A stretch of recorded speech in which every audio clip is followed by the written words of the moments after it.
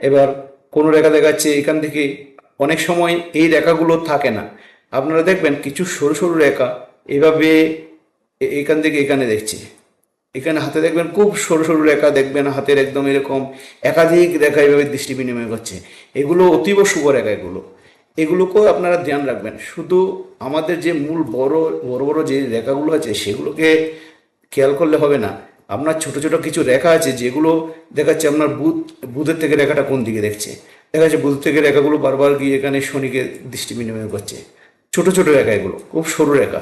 আবার অনেকের হাতে দেখা যায় এই রেখাগুলো এরকম ঠিক মুদ্রা চিহ্নের মতো এইভাবে সব দেখবেন প্রত্যেকটা কোরের মধ্যে এইভাবে এই মুদ্রা চিহ্নগুলো রয়েছে, এইভাবে মুদ্রা চিহ্নগুলো রয়েছে।